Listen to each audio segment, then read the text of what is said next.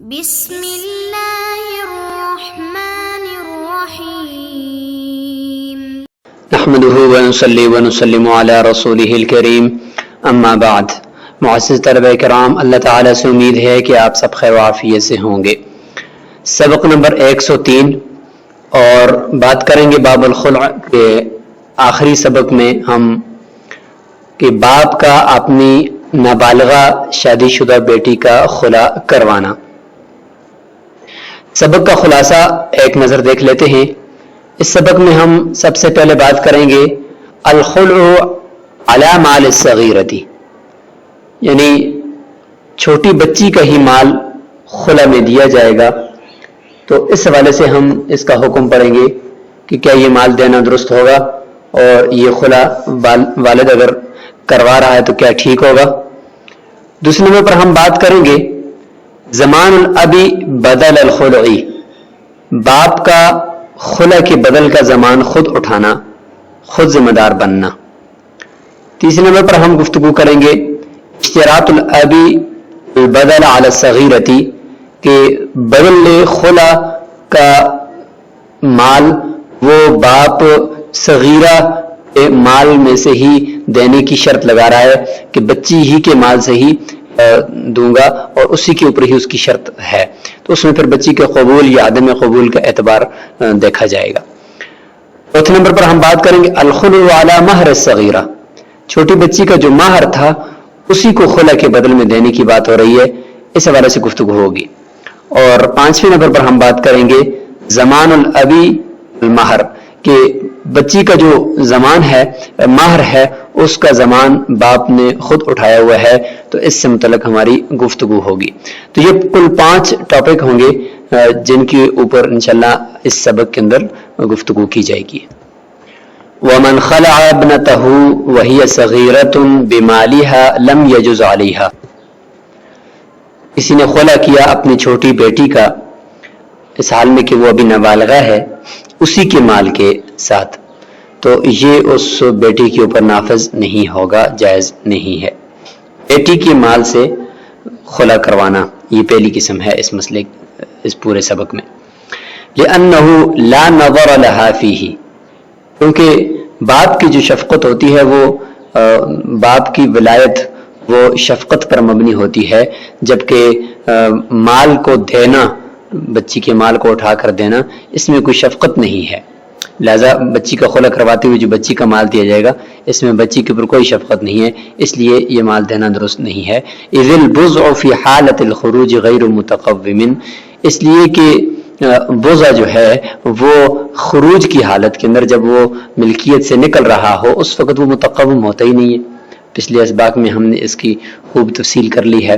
والبدل متقوم، اور جو بدل ہوتا ہے وہ متقوم ہوتا ہے، یعنی جو مال دیا جائے گا اس کے بدلے میں وہ متقوم ہے، اور خود بضع جو ہے وہ غیر متقوم ہے. تو لہٰذا غیر متقوم چیز کی قیمت میں اور نابالغ بچی کا مال دیا جا رہا ہے تو یہ تو درست نہیں ہے، تو اس میں کوئی شفقت نہیں ہے. بخلاف النکاح، بخلاف نکاح کے کہ نکاح کی صورت میں ملک بضع جب حالت دخول میں ہوتی ہے تو اس وقت وہ متقوم ہوتی ہے، اور اس وقت اس کا مال دینا درست ہوتا ہے اگر کوئی مال کی ضرورت ہو. لأن البضع متقوم عند الدخول، اور دخول کے وقت یعنی ملکیت میں آتے وقت وہ بضع متقوم ہوتی ہے.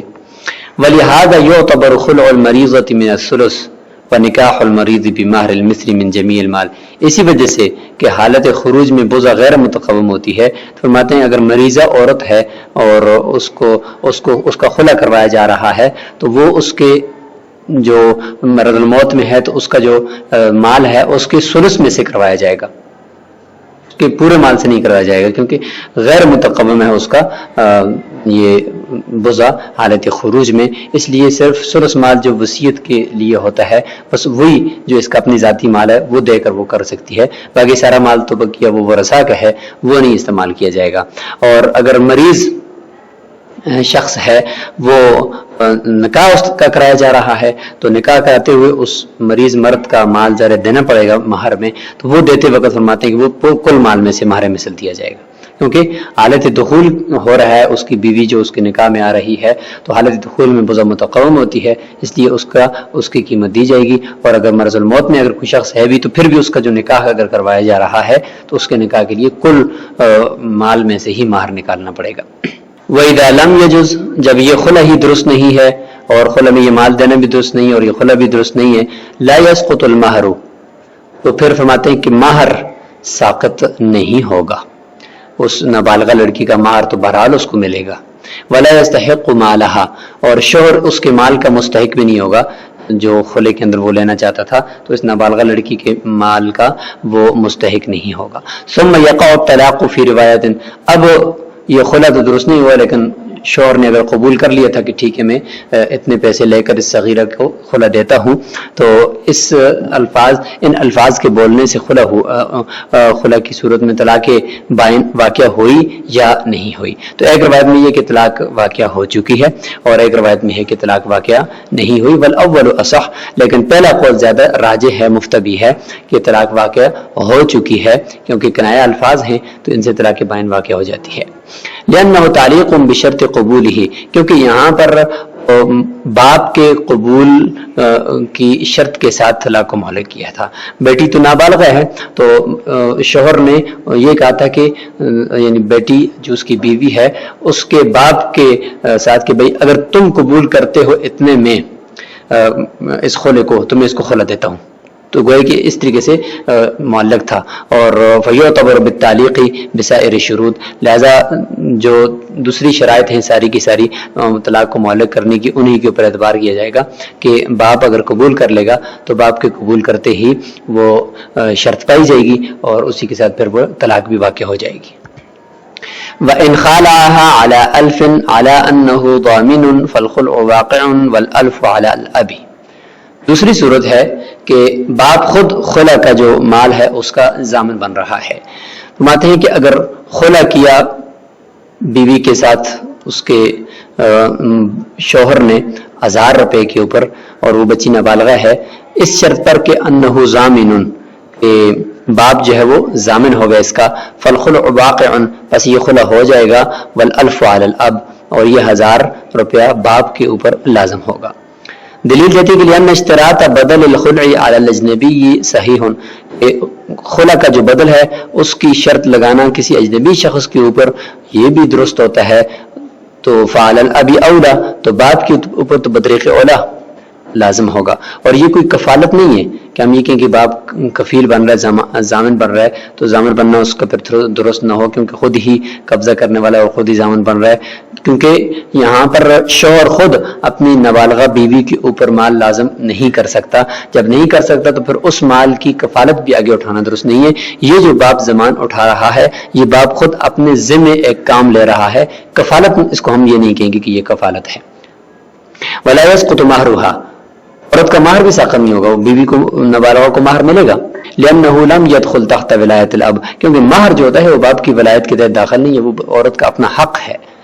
وَإِن شَرَطَ الْأَلْفَ عَلَيْهَا، تیسری صورت کہ باپ جو ہے وہ 1000 روپیہ کی شرط لگاتا ہے بچی کے اوپر کہ بچی اگر 1000 روپیہ دیتی ہے تو خلع کرتا ہوں، نہیں دیتی تو پھر میں نہیں کرتا ہوں. اب بچی کو دیکھیں گے کہ بچی کیا ایسی ہے سمجھدار کہ وہ اس کو پتہ ہے کہ بھائی پیسے دیے جاتے ہیں پھر اس کے بدلے میں یہ فائدہ ملتا ہے. ان چیزوں کو اگر سمجھتی ہے تو پھر اس کی قبول کرنے کی جو بات ہے وہ ٹھیک ہوگی. اگر وہ سمجھتی نہیں ہے تو فی الحال یہ خلع کا عقد موقوف ہوگا اس کی اجازت پر. توقف علی قبول ہے، اس کے قبول پر یہ موقوف ہوگا. ان کان من اہل القبول، اگر وہ قبول کرنے والوں میں سے ہو، یعنی اس کو اتنا پتہ ہو. فإن قبلت، اگر وہ قبول کر لیتی ہے اور وہ قبول کرنے والوں کے میں سے ہے اور سمجھدار ہے، وقع الطلاق، طلاق واقع ہو جائے گی. لوجود الشرط، شرط کی پائے جانے کی وجہ سے. وہ کیا تھا کہ عورت یعنی لڑکی قبول کرے تو خلع کروں گا، نہیں ہے تو نہیں کروں گا، تو اس نے قبول کر لیا، شرط پائے گی. ولا یجب المال، اور مال بہرحال اس بچی کے اوپر لازم نہیں ہوگا. لأنها ليست من اہل الغرامہ، کیونکہ بچی تو چلو سمجھدار اتنی اگر ہے کہ وہ مال کو قبول کر لے کہ ہاں ٹھیک ہے میرا خلع کرواؤ، اس میں فائدہ ہے، لیکن وہ غرامت یعنی تاوان یا کوئی زمان اٹھانے والوں میں سے تو ابھی تک نہیں ہے نا، چونکہ نابالغہ ہے. فإن قبله الأب عنها، ہاں اگر باپ اگر اس کی طرف سے کہہ دیتا ہے کہ میں قبول کرتا ہوں اور میں دے دوں گا تو پھر اس میں دو روایتیں ہیں. ایک روایت میں یہ ہے کہ یہ درست ہو جائے گا, خلا ہو جائے گا, اور دوسری روایت میں یہ کہ خلا نہیں ہوگا. وَكَذَا إِنْ خَالَعَهَا عَلَى مَهْرِهَا وَلَمْ يَضْمَنِ الْأَبُ الْمَهْرَ تَوَقَّفَ عَلَى قُبُولِهَا فَإِنْ قَبِلَتْ طُلِّقَتْ وَلَا يَسْقُطُ الْمَهْرُ. چوتھی صورت ہے کہ شوہر خلا کر رہا ہے اور باپ خلا کروا رہا ہے اس کے یعنی لڑکی کے مہر پر ہی, اور عام طور پر ہوتا بھی یہ عرف میں کہ مہر ہی دیا جاتا ہے خلے کے بدل کے طور پر. تو یہاں پر بھی خلے کے بدل کے طور پر مہر دیا جا رہا ہے, اور عورت کا لڑکی کا مہر ہے, اور باپ مہر کا ضامن بھی نہیں ہے بلکہ خود جو شوہر کے پاس مہر ہے وہی بدل بنایا جا رہا ہے. تو اس صورت میں بھی فرماتے ہیں کہ توقف علی قبولها, یہ بھی لڑکی کے قبول ہونے کے اوپر موقوف کرے گی. جب تک وہ قبول کرے گی تو تب یہ خلا درست ہوگا, ورنہ نہیں, کیونکہ مہر اس کا حق ہے. فإن قبلت طلقت ولا يسقط المہر. فرماتے ہیں کہ اگر وہ قبول کر لیتی ہے تو اس کو طلاق واقع ہو جائے گی, طلاق بائن, لیکن پھر بھی اس کا جو مہر ہے وہ ساقط نہیں ہوگا کیونکہ وہ اہل غرامت میں سے نہیں ہے. وإن قبل الاب عنها, اس صورت کے اندر بھی اگر باپ جو ہے وہ اس کی طرف سے اگر قبول کر لیتا ہے کہ چلو میں دے دیتا ہوں, تو اس میں بھی فعال روایتیں نہیں, دو روایتیں ہیں. ایک روایت میں کہ یہ درست ہے اور دوسری روایت میں یہ کہ یہ درست نہیں ہے. اور یہ جو ففی روایتانی فرمایا اور فعال روایتینی, ان دونوں مسئلوں میں کہ اگر باپ قبول کرتا ہے تو یہ درست ہو جائے گا یا نہیں. تو دو روایتیں اس وجہ سے ہیں کہ ایک روایت میں یہ ہے کہ یہ درست ہے چلو کہ کیونکہ بچی کے لیے نفع ہی نفع ہے اور باپ اس کی طرف سے دے رہا ہے, تو ہم یہ کہیں گے گوئے کہ باپ بچی کی طرف سے جس طریقے سے ہبہ قبول کر لیتا ہے اور باقی چیزیں قبول کر لیتے, تو یہاں پر بھی گوئے کہ اس کی طرف سے قبول کر رہا ہے, تو اور بچی جو ہے وہ ملکیت سے نکل آئے گی, اس لیے یہ درست ہونا چاہیے. لیکن دوسری روایت میں یہ ہے کہ یہ درست نہیں ہے کیونکہ شوہر نے قسم کھائی ہوئی ہے کہ اتنا مال دو گے تو میں اس کو خلا دوں گا, اور یہ آگے سے قسم کو قبول کرنا ہے. وہ کہ قسم کی یہ شرط ہے, اس کو قبول کرنا ہے, اور یہ عورت کی طرف سے قبول کرنا یہ ایک کوئی کی شرط ہے. تو شرط یمین جو ہوتی ہے اس میں نیابت نہیں ہوتی, وہ قبول جس کے ساتھ معلق کیا ہے وہی قبول کرے گا. تو عورت تو قبول کر نہیں رہی, لہذا باپ کا اس کی طرف سے قبول کرنا, باپ اس کا نائب نہیں بن سکتا قسم کے قبول کرنے میں, یا قسم کی یہ جو شرط ہے اس قبول کرنا اس کے اندر. تو اس لیے دونوں روایتوں کے اندر یہ درست نہیں ہے کیونکہ باپ یہاں پہ بیٹی کا نائب نہیں بن سکتا. وَإِن زَمِنَ الْأَبُ الْمَهْرَ, اگر باپ خود مہر کا ضامن بن جاتا ہے, یہ پانچویں اور آخری صورت ہے کہ چلو شوہر کی طرف سے کہتا ہے کہ میں خود بیٹی کو مہر دوں گا, وہ 1000 درہم, اور وہ 1000 درہم ہے, طلقت, طلاق اس کو واقع ہو جائے گی, لوجود قبولہ وہو شرط, یعنی باپ کی طرف سے قبولیت پائی گئی ہے, یعنی اس مہر کو قبول کرنا, اور یہی شرط تھا کہ مہر جو ہے وہ میں واپس کروں گا. تو باپ نے کہہ دیا کہ بھئی ٹھیک ہے, جو بچی کا مہر تھا وہ واپس کر کے, یعنی بچی کو جو آپ نے دیا تھا وہی میں دے دوں گا, شوہر کو کہا, اور اس کو خلا دے دو. تو ٹھیک ہے. وَيَلْزَمُهُ 500 استحسان. اب باپ کے اوپر اگر 1000 درہم مہر تھا نا, 1000 درہم, تو باپ کو استحسان 500 درہم دینا پڑے گا, کیونکہ نابالغہ بچی کا مہر اگر قبل الدخول اس کو طلاق ہو جائے تو نصف ہوتا ہے, تو نصف 500 ہے, تو لہٰذا یہاں پر بھی 500 درہم ہی باپ کے اوپر لازم ہوں گے. وہ پھر قیاس یلزمہ الالف, قیاس کا تقاضا تو یہ تھا کہ باپ کے اوپر 1000 درہم لازم ہوتے کیونکہ اس نے خود زمان اٹھایا ہے 1000 کے 1000 کا, تو 1000 ہونا چاہیے, لیکن استحساناً 500 ہوں گے. وہ اصل فی الکبیر, اس مسئلے کی جو اصل ہے وہ بڑی عورت ہوتی ہے کہ اذا اختلعت قبل الدخول علی 1000, قبل الدخول جب وہ 1000 روپے کے اوپر وہ خلا کرتی ہے, وہ مہر ہوا 1000 اور اس کا مہر بھی 1000 ہو. وفی القیاس علیہا 500 زائدۃ. اب قیاس کا تقاضا تو یہ ہے کہ 1000 کا اس نے زمان اٹھایا تھا, لہذا 1000 میں سے 500 اس کو ملنا تھا نا, 500 اس کا تھا اور اس میں سے 500 وہ یعنی قبل دخول کی صورت میں اس کا اپنا مہر تھا, اور 500 وہ شوہر کا ہے. تو گویا کہ اس 1000 میں سے 500 تو گویا کہ مل گیا ہے, کیونکہ اس نے دینا تھا شوہر کو, تو ہم کہیں گے بھئی مقاصہ کے طور پر آپ ہی رکھ لیں, جو آپ نے عورت کو دینا تھا نصف مہر وہ بھی آپ ہی رکھ لیں, اور اپنا 500 بھی آپ ہی رکھ لیں جو نصف مہر ہو چکا تھا اور جس کی وجہ سے 500 آپ کا ہو گیا تھا. اب عورت نے مزید ایک زائد, ایک اضافی 500 روپیہ شوہر کو دینا ہے. کیا اس کا تقاضا تو یہ ہے, یعنی اس 1000 کے علاوہ. لیکن استحسان یہ ہے کہ عورت کے اوپر کچھ بھی لازم نہیں ہے. دلیل یہ ہے کہ جب عرف میں خلا لیا جاتا ہے تو اس میں عادتاً یہی مراد ہوتا ہے خلے سے حاصل ما یلزم لہا، عورت کا جو شوہر کے اوپر لازم ہوا تھا بس وہی ہوتا ہے، اور وہ ہوتا ہے خلا. اور شوہر کا بھی مقصد یہی ہوتا ہے کہ بھئی میرے اوپر مزید یہ عورت کوئی تقاضا نہ کرے مہر وغیرہ کا، میں اس تقاضے سے بری ذمہ ہو جاؤں. خلا سے وہ بھی یہی چاہتا ہے.